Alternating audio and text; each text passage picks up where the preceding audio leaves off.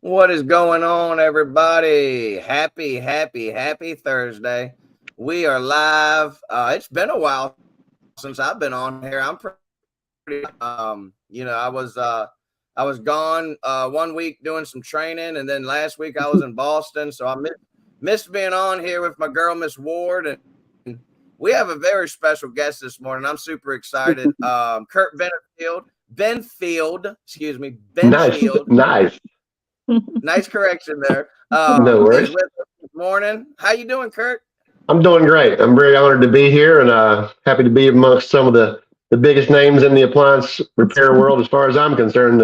Two of my personal heroes. Like I told Miss Ward, I'm going to tell everybody else. I'm glad I got to talk to her a little bit, so I wasn't so starstruck when we got here on the camera, because she's my girl. She definitely she's leading the industry and telling us all things we need to hear, whether we want to hear it or not. So. Yeah. But that's one thing about Miss Ward. She's gonna give it to you straight. That's And right. she's not gonna sugarcoat it for you. No. We're gonna get into it. I'm super excited. I do have a special guest as well to say our prayer this morning. My daughter heard that we were about to pray up, and she ran in here with a smile on her face, and she said she wanted to pray this morning. So Danica is going to lead us in prayer, and then we're going to get into this thing. All right, go ahead. Go, Danica. For this day, and thank you that we're all here on the Service Alliance group, and thank you that that everyone's here, and that we all are going to have a good day. Amen. Amen. Amen. All right now. All right, love you. She's so precious. What That girl a sweet little girl. She's my little prayer warrior. You're a lucky man, TK. Lucky man. Oh yeah, absolutely. How you doing, Miss Ward? I missed you. Man, you know I'm getting that bag, man. That's what I'm always doing. Yes, ma'am. I'm Yes, over here ma'am. in Enterprise, Alabama, boy. Telling you, it's hilarious. Oh boy. All right, we got Dr. Dan checking in this morning, my buddy. Dr. Dan, what's up, man? How you doing, I met sir? Dr. Dan at ASTI. He's a nice guy. Yeah, Knows his Dan's stuff. awesome, man. Good dude. Adam's checking in this morning. Nice to have you with us. Always a pleasure.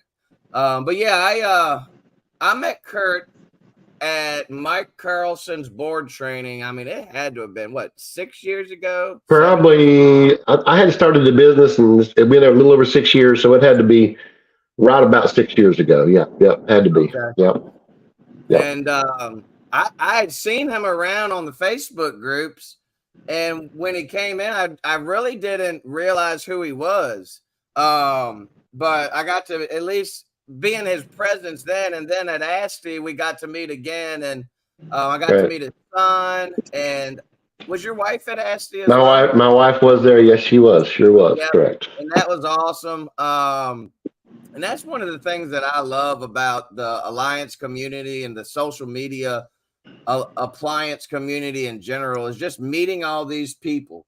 And you know, you even before you meet them, you get to establish somewhat of a relationship, and it's such a cool thing. Like Miss Ward, I've never met Miss Ward in person, but in my opinion, she's one of my closest friends and acquaintances in the business. But one day we're going to meet, and it's going to be a grand thing.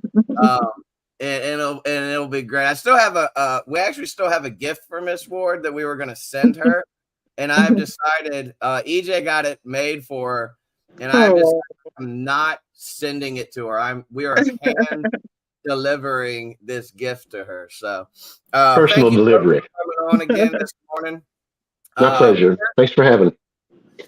Kurt, you started your business 6 years ago, but May 1st, 2017 was my launch date. That's beautiful. You've been in the business for what, 28 years?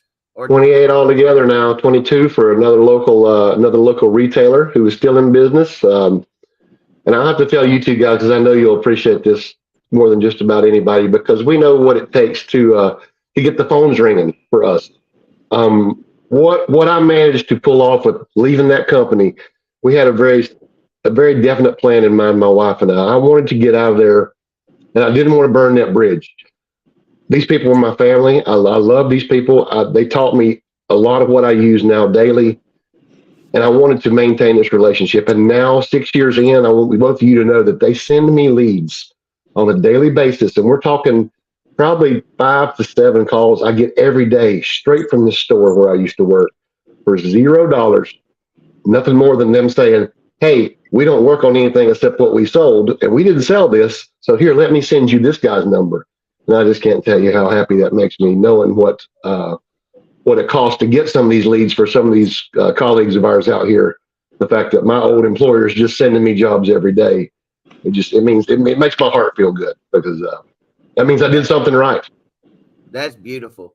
And that's the power of networking and having those relationships. They send those calls to you because they know that customer is going to get taken care of. That's exactly right.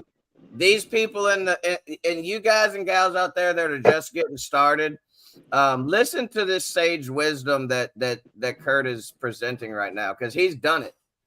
Go out there and treat these customers right. Be a professional.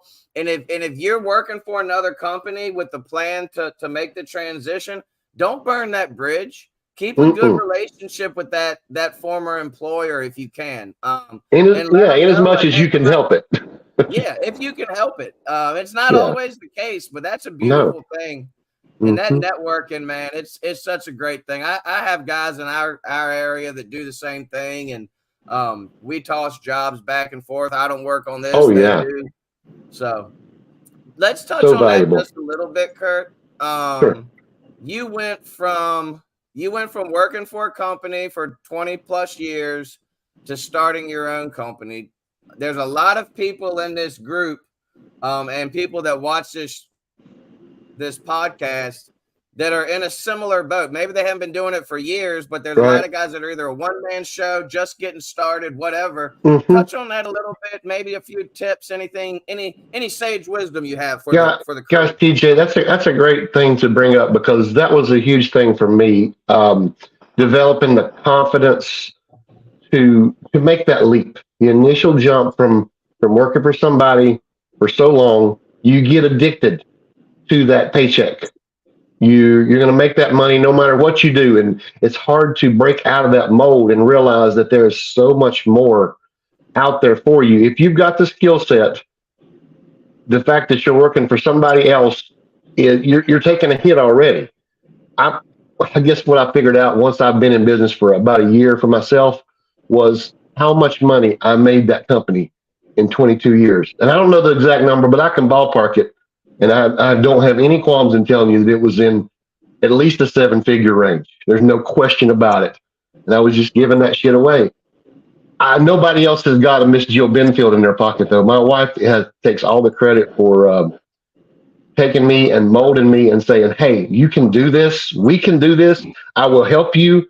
That started a long time before May 1st, 2017 ever happened. But she was in my ear saying, it's all it's going to take is 3 or 4 jobs a day. We can do that. And Mr. Ward's laughing because that's not really all it is, but that's all it would have taken. That's all it would have taken to replace the money that I was making at the other company. And she was right about that.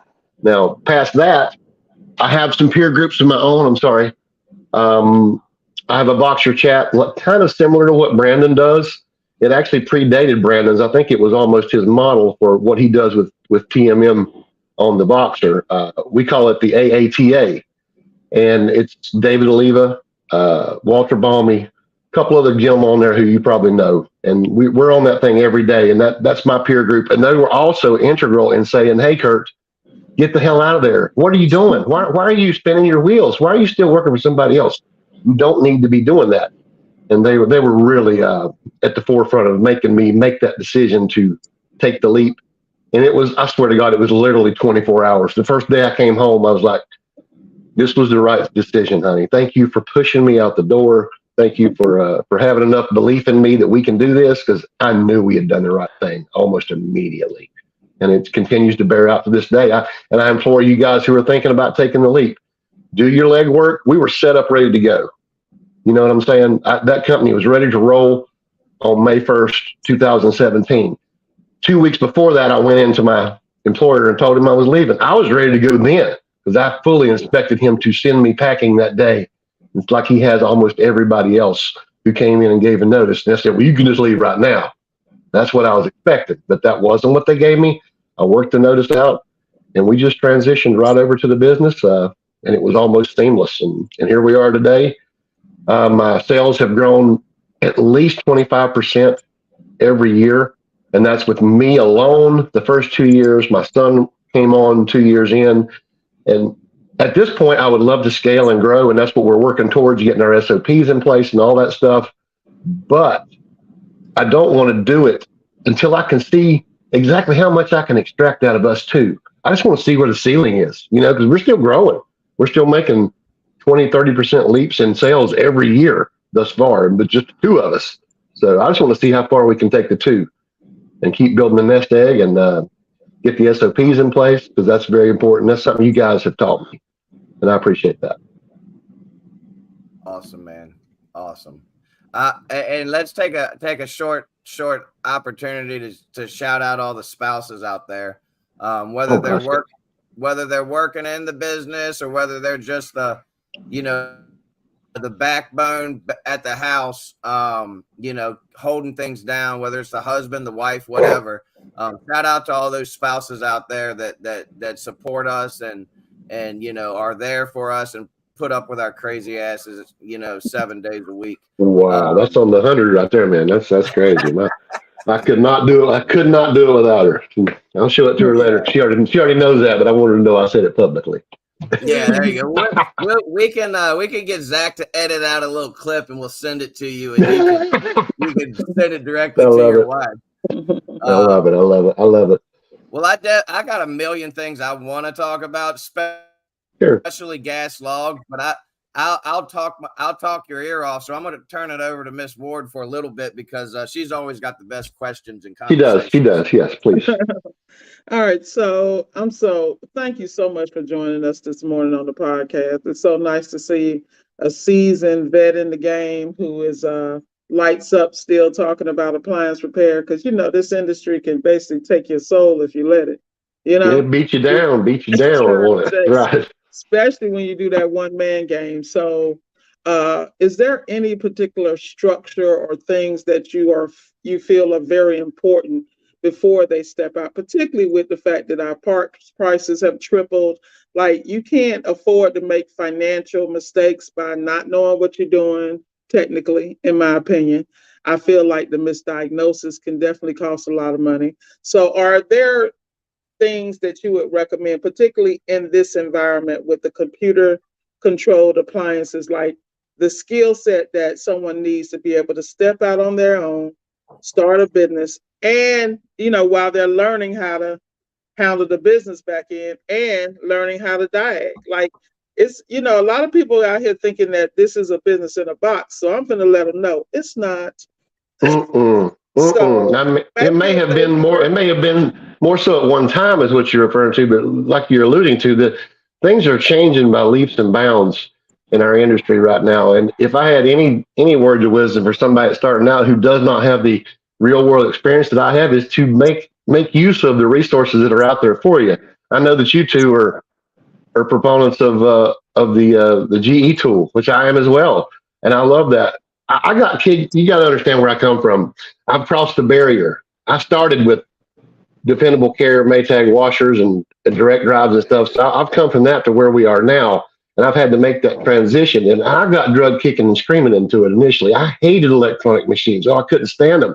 I fought them with every bone in my body. But then I started to realize that, well, hey, this onboard diagnostic is pretty cool. I can get in here and I can turn the drain pump on if I just want to see if it's working. I can test all the UI keys.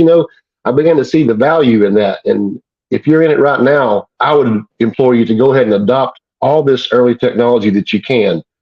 Smart HQ, Whirlpool's got one in the works right now. I don't think they have very many appliances that are actually compatible with it, but this is the future of our industry, whether you like it or not. You're going to have to get up on board of this technology.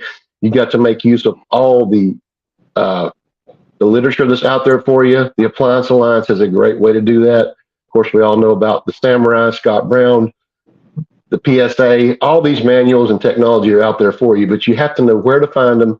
And you have to know how to use the information once you've got it in front of you. and like Miss Ward, I know she does a lot of pre-triage. She probably exceeds me by a long shot in what she does pre-work on each individual call. That's something I'm working on right now too, to improve my my first call completes. But I'm nowhere near her level right now as far as getting the pre-work done before you go out on the job. And I just think that's so important. Absolutely. Awesome. Absolutely. Yeah, I watched a little podcast that Scott Brown did recently about tech sheets and triage tools and things like that, and he nailed it. His quote was, "A tech sheet or a triage tool is only as good as a person whose hands it's in." Exactly. It's just like a schematic. If you have a schematic and you don't know how to read it, it's basically worthless to you. Exactly. But with the evolution of appliances, and this is what people have to realize that are just getting into this now, it's only going to get more electronic. They're not going to go back, in my opinion. It's not going backwards. Nope. Yeah. So the more you immerse yourself in learning how to work on these appliances and use these different tools to your advantage, the better you're going to be in the long run. Because at the end of the day, when a tool or a new thing comes out, there's going to be a learning curve. There was a learning curve for me when I got the Smart HQ. But I'm still figuring that thing out. I mean, every time I open it up, I find something I've been missing. Yeah, like, this does that. Yeah, I'm like, hey, I like that. But you gotta put the time in and learn. So Paul Hartland said 100%. we got $1 million fingers. That's right. I like that. Isn't it amazing what the customers see when you hook that Smart HQ up and you flop that screen up on the counter and you make all those things work? And some of them don't give two shits about it, but some of them sit there just like, that is so cool. I can't believe you can do that. And then you make it do some more stuff just to entertain them. Absolutely. Absolutely. I love that. We got Brother Saul checking in down in Florida with Miss Ward. Miss Ward's in Alabama this morning, but that's your Marcone man, isn't it? That's Ms. the Marcone man. Yeah. Always checking in. Let's talk about this for a minute, because I don't want to miss this nugget. You sent over a little description of what you do. A lot of high-end stuff, but you also do gas logs and things of that nature. I just want to, just because I have a very brief experience way before appliance days, servicing gas logs and things like that. So I'd like for you to touch on that a bit, because there is a market for it. It's a market for it in certain areas for sure. Well, that's another reason why I felt like I needed to take it on with our business when we started TK, was that I learned that at my previous employer. I did the installations for them for a long time. Crazy rooftop installations. I should have brought those pictures and showed them to you guys when it was me almost 30 years ago up on a roof. I've literally got a safety belt around my waist and another guy tied to a rope across the roof while I'm carrying a flashing and some piping up on a roof. I'm like, what in the hell was I even doing up there? But that's where I learned all those skills with that company. And when I left there, they quit doing that work completely.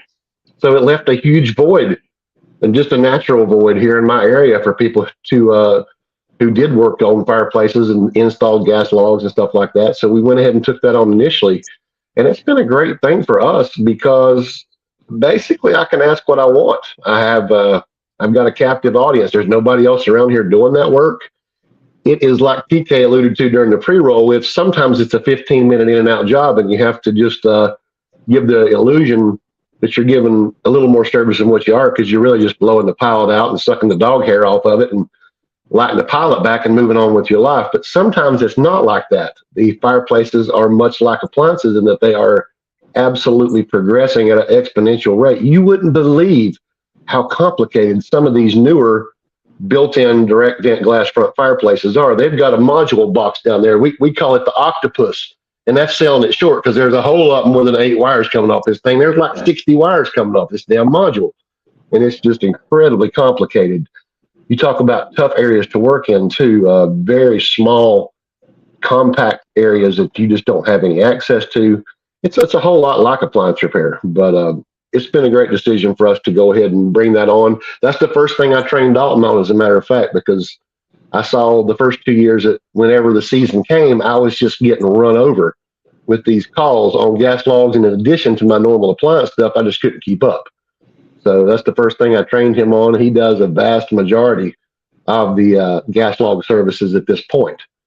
But that was a great training tool for him because he was new out of the box, and it gave me a lot of opportunity to teach him some electrical theory, to just teach him the basics, electricity, amperage, ohms, resistance readings, things like that. He just had no experience in it at all. That was something great for him to start out with. So. That's awesome, man. Do you still put the little fluffy stuff around the fire to make it look? The rock wool. Oh yeah. It's rock wool insulation. It's nothing more than rock wool insulation. It's the same thing that when you have a blow-in insulation job done in your ceiling, that when they do that with the big gun that they blow it in, it's basically the exact same stuff. It sits in the path of the flame, and it glows this beautiful orange color, but it does not consume in the flame. It's the neatest thing, and people love it. They're like, oh, that looks so real. It's like, well, not really, but it looks better than a gas coming out of a tube. Yeah, exactly. Exactly. The illusion. Exactly. Love it, love it, love it. So, Ken, do you guys, when you say you focus on high end, now let everybody know where you are. I am in Hickory, North Carolina. We are about 40 miles north of Charlotte, North Carolina. I can be at Charlotte Airport from my house in 45 minutes. But we are at the base of the foothills of the Blue Ridge Mountains, what we call the foothills, of course. But my area is very much, by and large, a rural area. So I really run the gamut of who I work for around here. I can be in a single wide trailer one day and a $2 million house the next on the lake, working on Sub-Zero and Wolf. So it really, I would love to position myself to get a little bit more towards what Miss Ward is doing as far as a more a boutique business, but I'm not sure that in my area that would work for me. She's working that huge three-state area, and she can really target who she's wanting to work for. I'm more captive to my area, my home county, Catawba County. We do this county, and basically every county that touches it is my service area, which is still pretty large, but I kind of have to take it how it comes. And like I say, sometimes it can be bottom of the heap. Sometimes I'm down in the hole in the gutter. How far is that from Salisbury and Cary? Salisbury, Cary, that's more in the middle part of our state. So I'm probably about 100 miles from Salisbury right here. Okay. Yeah. Okay. All right. So the other question I have, so in your area, are there any manufacturers that are more prominent than others, or? I don't think so, Miss Ward. I see pretty much everything. GE was, I guess, 10 years ago, GE was being sold at a really high rate around here. But I've seen it level off to where, for some reason, the box stores seem to be pushing the Whirlpool stuff, which, is making my eye twitch just thinking about it. But that's funny what's happened to our industry and our manufacturers. Because Whirlpool, well, it was a little longer than that, but some years ago, Whirlpool was the top of the heap. I loved them, and and he said, "What do you want? What should I buy?" Whirlpool, and they have since plummeted from that position to the very bottom of the heap. And I don't even know what to say, but yeah, it very much runs the gamut. I don't have any more one thing than the other around here. Okay, all right. So if a technician is starting in the industry and they want to get like a foothold in that market, with little or no recalls, is there a specific appliance that you would recommend they start on? Because a lot of times when I'm coaching people and they're learning, I'm like, look, focus on dryers, ovens, and stoves. You just said it. You just said it, Miss Ward. That's the two easiest things. And I told you I trained my son on fireplaces first, but when he went over to appliances, that's the first things he got. He got almost all the dryer calls. He got almost all the range calls. Not so much the gas, but the electric for sure. Because like you say, that's as simple as it gets in our game is the dryers and the ranges. Now, when you start getting into the refrigeration, we all know how complicated that can be these days, and I'm still struggling with some of that stuff myself. Mm-hmm. I don't. This may surprise you too to know that I have not started doing. I've not moved over to 600 yet. I'm tooling up for that. I've taken some training classes for it, but since I do purely COD, I'm not getting any calls for that yet. But I know that it's coming, and I'm trying to get myself ready for that. But I do love refrigeration work. I consider myself to be pretty much a master with the torch. I've got a lockering kit, but I have not even broken it out of the box yet or used it because I'm still. They're going to drag my torch out of my cold dying hands, I guess, because I just love brazing, and I've been doing that for a long time, and I'm really good at it. And I've been happy to see some of the manufacturers kind of backing off that lockering a little bit and saying it's okay to go ahead and braze some of this stuff, because I knew in my heart that it was. And it's good to see them actually admitting that you don't absolutely have to have the lockering with the situation. So, are you a oxyacetylene man or a turbo torch? I'm man? an oxyacetylene man, and I came from an HVAC background, so I still use my big torch pretty much, and just use the knobs to control it like I need to. And some guys look at that and think that's a little bit of overkill, but yeah. I've only used that turbo torch like one time, and it basically handed me my butt. And I said, I'm just going to go back to my oxyacetylene because that's what I know and that's what I'm comfortable with. And sometimes that's all it's about. There's no right or wrong answers. Just use what you're comfortable with. Use the meter that you like. Use the hand tools that you like. Use whatever you can use more effectively to get your job done. Yeah, and what works for me, great, might not work for you. I was trained on turbo torch. Exactly. And I thought it was fine. Like it worked good for me. I didn't have leaks, and it was all good. And then just recently, when I took the sealed system training, I got a really good training on the oxyacetylene, and now I'm like, oh boy, I can't wait for my next sealed system job because I'm gonna break that bad boy out. Oh yeah, I mean, when you figure out how to control that flame right, because I'll just put it out there. I was burning holes and stuff left and right when I was trying to do it by myself. I remember, no shame in that. Ain't no shame in that, DK. We've all burned holes in life. I was on a FaceTime. I just got in the tank. I was on a FaceTime with David Giro from the Alliance. Shout out to David Giro. He's down there in your neck of the woods. DJ, oh yeah. And I was like, dude, show me how to get this tip right, because I was melting holes in the copper, and it was embarrassing. But what I did was I took a tip from Steve Brett's, and I got an old LG compressor box. I stuck the cardboard box in there. I stabbed some copper through the sides, and I probably brazed and unbrazed those pieces of copper 30 times. I mean, it got to the point where I would have to swap out compressors with another old compressor to practice more. But once you get good with that oxyacetylene, I think once you really tune it in, you won't go back to turbo torch. That thing is on point. I'll tell you what a good test point is for your brazing skills. When you're working up in the dog box on a Sub-Zero and you're trying to do a heat exchanger replacement, and you don't want to pull that damn thing. You can work that thing up in there and twist it around, but you got to make those two brazes back deep in that box. That'll test those brazing skills every time. Here's something else I learned. It's best just to get in there with the vacuum cleaner before you start and go ahead and get all that dust out, because you talk about a flash fire. Holy shit. that torch gets that 2 layers of dust up in there. It's on. Get that thing cleaned out before you get up in there, but that'll test you really quick. And it's very similar to the cardboard box. That's awesome.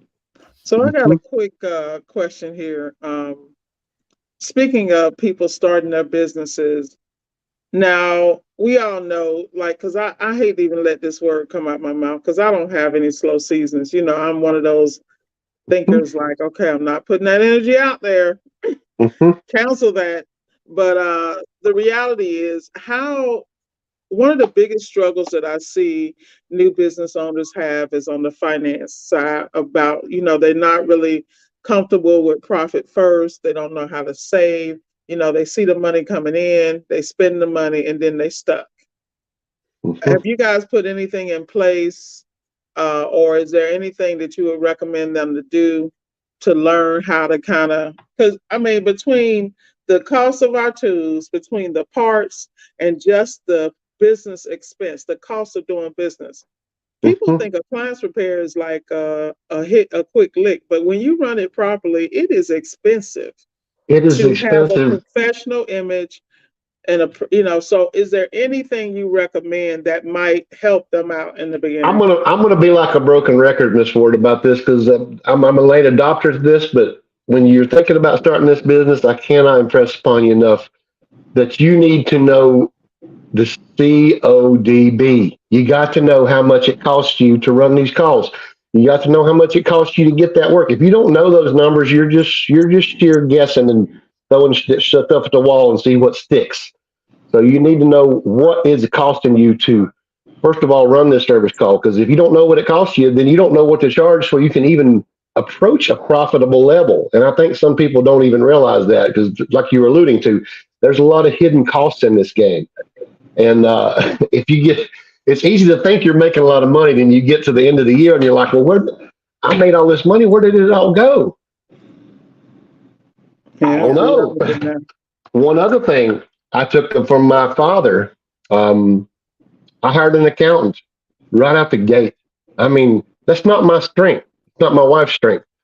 I think, Miss Ward, you probably do a little bit more of that on your own because that is your background. But I didn't know anything about it, and that's one of the best things that I did was hire an accountant that I trusted because he wasn't my father's accountant. That was my only vetting for him. You don't know my dad, but he is absolutely a whiz at everything he does, including financially. So I trusted his word implicitly on that. When I hired this guy, and 6 years down the road, I can't imagine having done it without the help of my CPA. So that's another thing I'd implore people to do is to go ahead and get some help with that straight out the gate. Because if you get the right one, he's going to guide you into a lot of the places you need to be that you had no idea you were getting ready to wreck a boat unless they tell you. So. If you're a new business owner and you do not have an accountant or CPA, trust me when I say this. Unless that's your gift reel, unless you are an accountant type guy and you're good with numbers, get an accountant. And not only get an accountant, but get a good accountant. A good accountant and a bookkeeper. It's nice if they're the same person, but my accountant doesn't do bookkeeping. He's a great accountant, but he doesn't do my bookkeeping. So I have someone else who he is in conjunction with to do my bookkeeping. Right. But these people are going to help you so much. Yes, they are. Learn how to read a profit and loss statement. For the first, and this is just me admitting my ignorance again. For the first 3 to 4 years, I didn't know what a profit and loss statement was. My bookkeeper was sending them over. I had a big file of them in my emails where she would send them. Had no idea what they meant. Had no idea any of the stuff about it. Same here, buddy. And it wasn't until it was actually my sister. My sister sat me down. My sister's a very smart person. My sister sat me down one day and she's like, you got to start looking at these. But the problem was that bookkeeper I should have known to tell that bookkeeper, hey, I want to go over my profit and loss statements once a month with you. If you have a bookkeeper and your bookkeeper's not doing that with you, you need to go to your bookkeeper today. If you don't have a bookkeeper or an accountant, you need to find one. But if you have one and they're not going over those statements with you on at least a quarterly, but preferably a monthly basis, go to them and start looking at it. It's gonna tell you more about your business. If you're just waking up in the morning, checking your bank account and you got money and you're happy, you're not doing it right. Trust me, because that's what I used to do. I mean, don't get me wrong. I still check my bank account every morning, but learn those numbers. And let someone smarter and better at it than you be the one controlling that part, because at the end of the day, that's not my cup of tea. It's not Kurt's cup of tea.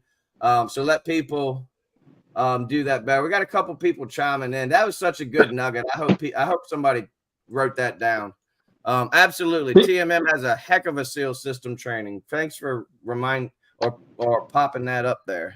Oh yeah. Those costs were increased. P&L. Speaking of P&L, Mr. David Oliva is the one who first brought up the P&L term to me. When he first brought it up, I didn't know what he was talking about.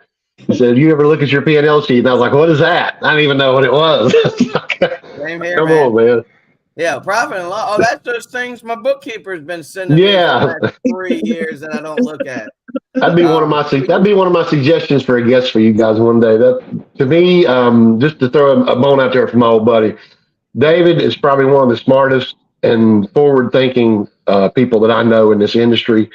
He has got more going on in his brain than I can even possibly conceive of on the tip of my finger right here. That man is thinking about every part of his business every single day.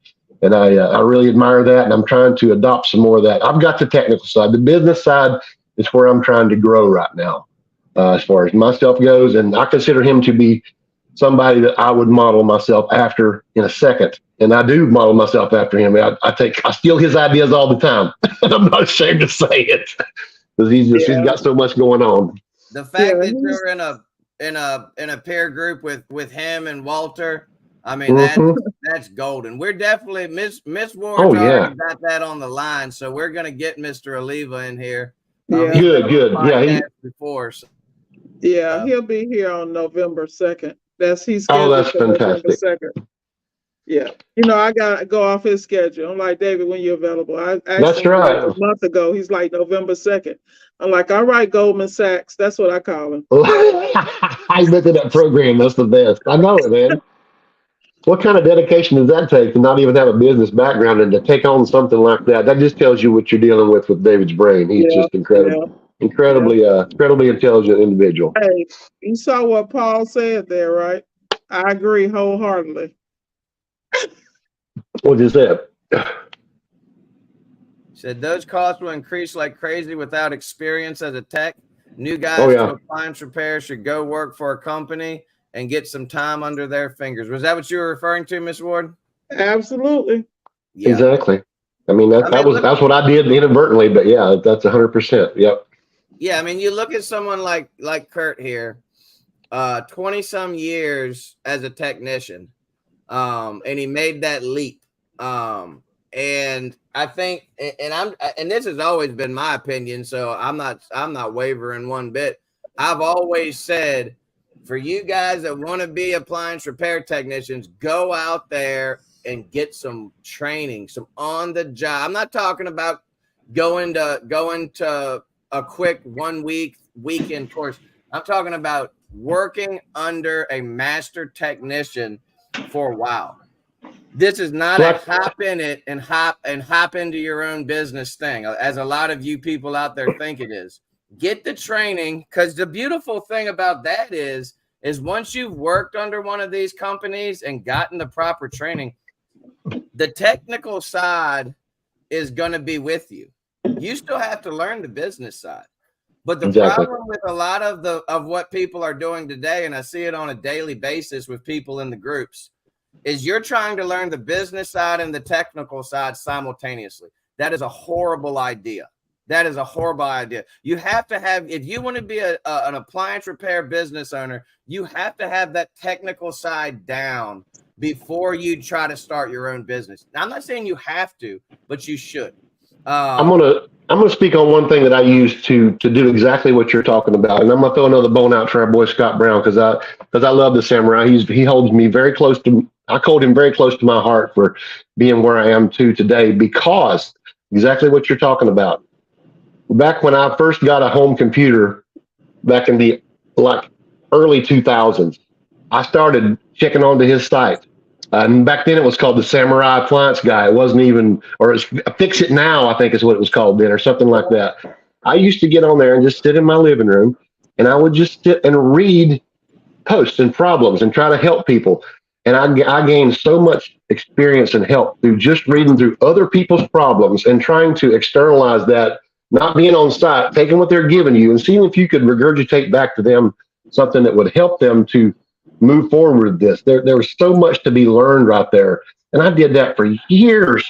That's when I was still working for the other company. And that was what you're talking about, is me learning my trade, getting some more experience. And it doesn't have to be hands-on experience. And once you have a certain level, you can move to the online and actually get some help from that too. And you can get some help by giving some help. That's what really amazed me, is that I would learn as much when I was trying to help somebody fix a problem remotely as I was giving them. I was learning just as much. So, and I still do that to this day. I love helping people online. I just helped a friend last night fix his refrigerator over the phone because he wanted me to come to Charlotte and work. And I was like, I don't come that far, but tell me what's wrong and maybe I can talk you through it. And I'd be damned if he didn't have a dead mouse in his condenser fan. And I knew it in 2 seconds when he told me that his mullion strip was hot and burned his wife's arm. I was like, well, you need to check, first of all, for that dog hair up in front, and then pull out and look at that fan. And he called me back and said, you nailed it. And I was like, well, that's what I do. So I was happy to be able to help you, but I couldn't do that if I hadn't done that already through so many other avenues. Yep. Absolutely. Well, I don't want to be disrespectful of anyone's time. We're 12 minutes past 8:30. Okay. But I do want to touch on one thing real quickly that if y'all have time. I'm all yours, buddy. In the pre-roll, we talked a little bit about that customer relationship, going into the customer's house and reading the customer within the first few seconds, minutes, whatever. Right. And I have a pretty good read on people, and I can tell Kurt's a master at this. So touch on that a little bit, Kurt. I'm a big proponent of this. Touch a little bit about that bedside manner and reading the customer and that first initial interaction when you start going into the customer's home. Yeah, you're going to know pretty quickly when you walk in there what that person's expectations of you are. And they're going to do this by communicating with you. And sometimes it's not always going to be a verbal communication. You got to look at their face. You got to look how they're acting. You got to see what they're giving you to see what you need to give them back. Now, not always is it going to be easy or pleasant experience. Some people are tough to deal with.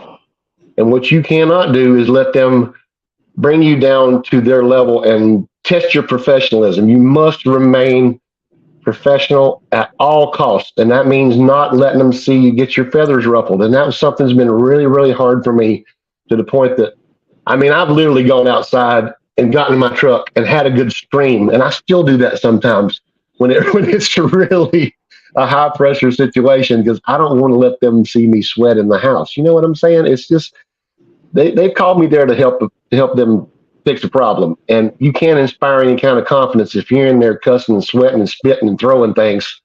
And if you feel like you're going to do that, just take a second, go out of the house, go in the truck, and calm your ass down, because that's not going to work for you. And I promise you, it's not going to come out good for you on the other end.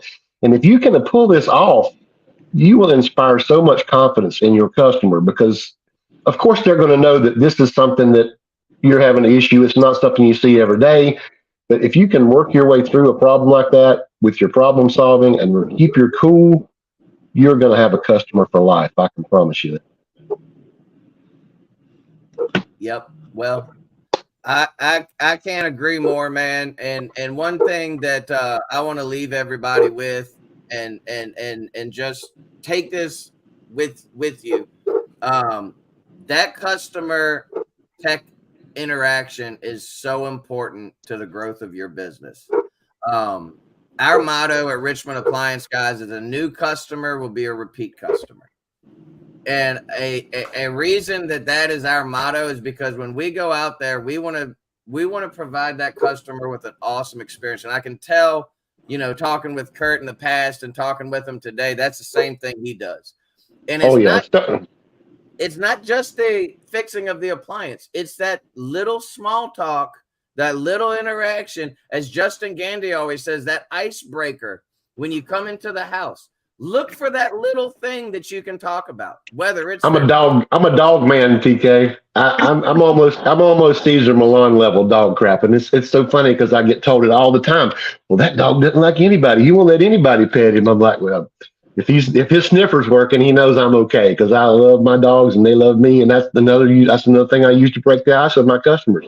If you can make that dog love you, that person's going to love you every single time. I promise you that. Yeah. Yeah, that's another one. Dogs, animals, all that Oh, stuff. So children, you compliment something in their house. I mean, people love their yards. I make a really good point to whenever I pull up on somebody's house, it looks really nice. I just say something. And you would be amazed how much goodwill that endures that you have noticed that and say that to them. It means a lot to some people. absolutely, and it's Mhm. just a little icebreaker. Yep. It's the difference between coming in and getting right to work and Yep. coming in and starting off on a good note. Yeah, How we're you doing, Miss talking, Johnson? it My takes 10 name's seconds. Jose. So, yeah. Yeah, 10 seconds. You know, Yeah. I really love the way your yard looks. Or, oh man, that's a really beautiful Yeah. whatever. That's a really beautiful Yeah. painting. Where'd you get that? And Sure. here's the thing. You don't have to really care one way or the other. It's just an Mm, icebreaker. You're not exactly. lying. If it No. looks like a nice yard, say it's a nice yard. Now sometimes we do a lot of property management. Sometimes it's Yeah. hard to find something nice to say. It really is. It So, really is. you know, when you I've walk seen some. up I've in the seen some yard, hoarders, yeah, some you real walk hoarders. up Mm. and you open the door and that smell hits you. Oh, Sometimes it's hard to find something to say, but get some bedside Bye. manner. And this is Say one thing we bye. talk. This is my last little nugget I'm gonna give. that's great. This is my last little nugget. If you're not good at that, if that's not your cup of tea, be as professional as you can possibly be. If you're not like Kurt and myself and Miss Ward, be as professional as you possibly can be. Less is more. Yes, ma'am. No, ma'am. Thank you, ma'am. Don't forget those things. I hate it when my customers said, "Don't call me Mrs. So and so," or "Don't call me ma'am," and I'm like, "You are not going to be able to break me of that, ma'am." You might as well stop. I was raised in the South, so you are Mrs. This and Mrs. that and ma'am to me, and Yeah. that's Yeah. just the way it's going to be. And Yeah. don't please don't take offense to it because I don't mean it that way. Your Absolutely. mama raised you right. That's what that That's is. right. I That's tell them all right. the time. I said, my mama raised me right, honey. Damn right. Gaspar said, "I'm sorry, I'm allergic to your 40 cats." Man, let me Yeah. tell G y'all something. G Money, what's up, buddy? The Hey, bass playing appliance man.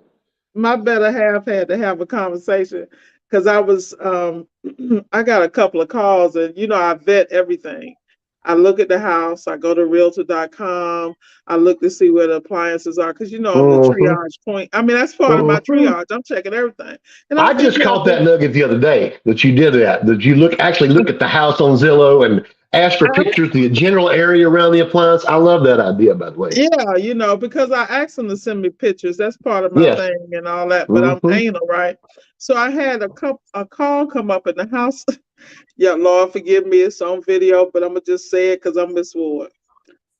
And the house was under 100,000, right? And I don't really service that quote unquote in my brain. I don't service that clientele. And Sure. so I looked at the whole neighborhood. I wanted to make sure I felt safe because a customer's a customer. I don't want to discriminate like that, right? Sure. And so I was talking to my partner and I was like, I said, you see that shed in the back? I said, you see that looks like a land, you know how when guys have the trailers and stuff? I said, this Yeah. is a trade guy. How can I not service him? You Sure. follow me? This person Exactly. is blue collar, just like me out here grinding. And we were having that conversation. I said, this is why I do what I do, because at the end of the day, everything I do is 360 and it's always strategy. When I say that, I mean that because Mm-hmm. I am trying to see how quick I can get in and how quick I can get out by getting all the information, model, tag, all that stuff, description of what's going on. I even have them send me videos and images if it's a noise and things like that. Mm-hmm. But that's what I mean about adjusting to your clientele and using all the AI, artificial intelligence we have to be ahead. But I thought it was real funny because I had already drawn the line, like, if it ain't there, I'm not going. You know what I'm saying? But it's like, This don't look I was like my like, place. and I made the decision last night, but I got up this morning, I was like, let's look at this again because you could be shooting yourself in the foot, you know? I Yep. thought Yep. I'd Yep. share that because, I'm always preaching about the avatar. Because I Right. have a ticket average. So it's two appliances. My ticket average is already in my brain. Dryer and a refrigerator. So I'm gonna still maintain my ticket average. Nice. There you Nice. go. There you go. Guys, this has been so fun. Yeah, we have definitely gone over time, but that just means we got to get Kurt back. So Yep. Yeah. you are welcome anytime, brother. If you want to Thank you, brother. you are going to be an honorary guest anytime you can make it. Maybe even a co-host in the future. I don't know. I mean, That makes me very happy, brother. Whatever it is, you got it, brother. Yep. Miss Ward, finally good to speak with you, my lady, and I'm gonna throw one in there for Miss Ward. I'm gonna take her byline because I love it so much. Let's go get it. Let's go get it. Well, I appreciate everybody. Miss Ward, you got any closing thoughts or? Nah, man. I just remember, y'all, we going into the season. The motto needs to be: "You are too blessed to be stressed." That is the motto for the rest of the year. Don't let it get you. Amen. Well, as always, we really appreciate you guys tuning in. If you haven't subscribed to Miss Ward's YouTube channel, be sure to go over to Solid Steps to Wealth on YouTube. Shout out to all the solid steppers out there. If you haven't signed up for the servicealliancegroup.com, make sure you go over and subscribe, get that all access package so you can get the tech sheets, the SOPs, the courses, the vendor programs, all that stuff. And if you haven't signed up for the 4-week mastermind, make sure to go and register at servicealliancegroup.com. Zach and the gang have been working hard on this mastermind thing. And it's a peer group of some sort is so powerful. Kurt just said it. He's got his peer group. I've had a peer group for years. Miss Ward has her roundtable. And that's all we're trying to do is get you in the same room with some other like-minded individuals to help you grow your business. And that's what the mastermind's all about. It's been a game changer for me. It's been a game changer for so many others. So if you haven't signed up yet, go over to the servicealliancegroup.com. Be sure to sign up for the mastermind. If you're an all-access member, you're going to get a discount on the mastermind group. So you might as well do both. Sign up for a all-access membership and sign up for the servicealliancegroup.com. The mastermind. So anyway, now that I've done that little spiel, I hope everybody has a great day. Thank you again, Kurt, for joining us. Thank you, Danica, for the beautiful prayer this morning. You want to say bye to everybody? Bye. Everybody. Goodbye, Miss Danica. Have a good day, sweetie. Bye, Danica. Have a great day, Miss Ward. You too, man. Y'all take it easy. See you next time, guys. Bye-bye. Peace.